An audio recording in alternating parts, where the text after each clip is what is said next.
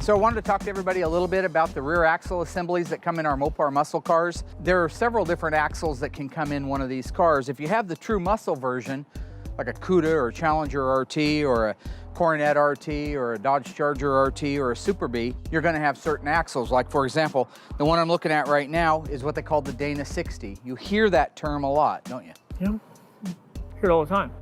Thanks for your help. Well, I don't know what you want me to say. Well, yes. you said you wanted to be in a tech tip with me. I'm trying to give you an opportunity to be in a tech yes tip. or no question. The Dana 60 was basically a 3/4 ton truck rear end.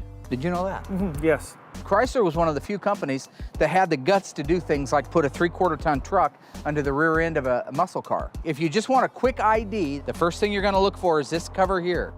All three of these have removable rear covers.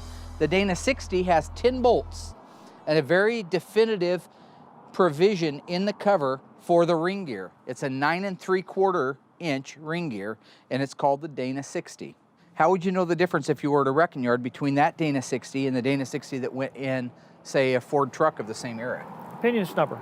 Pinion snubber basically, you know, when the torque of the car is applied, etc., the springs in the rear end wants to flop up. And all it is a little pad that keeps it from going up too far. This rubber, under inertia, this housing goes the opposite direction up against the floor of the car.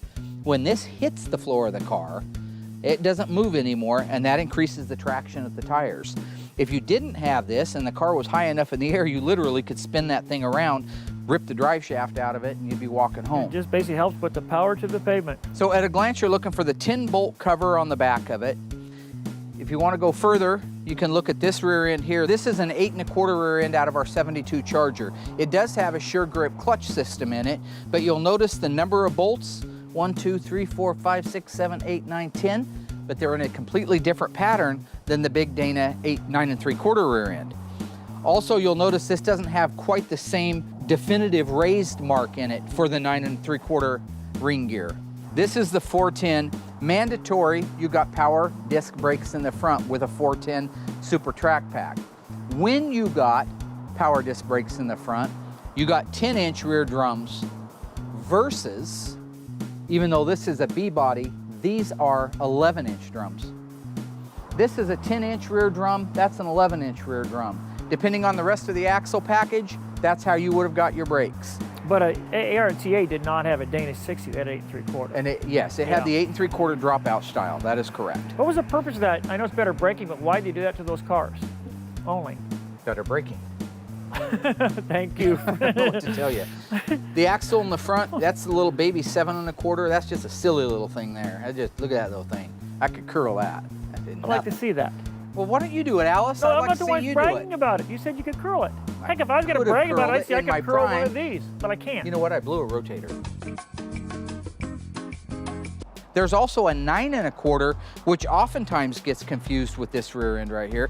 It uses 12 bolts that hold it on instead of 10. Just because you got a Hemi car don't mean you got a Dana. That's more tire than your car ever had on it when you were a kid, huh? Yeah. You know, the way to tell I had Dana, those on the back of my Charger, and I could snarl them for half a tell a mile real Dana until I 60s, popped them off. pretty much look at the 10 bolt cover and look for a pinion snubber. Now, if you want to break it down to that, sure, that's... Why didn't you just say that the simple way? It's got 10 bolts in the rear cover and got a pinion snubber. It's a Dana 60.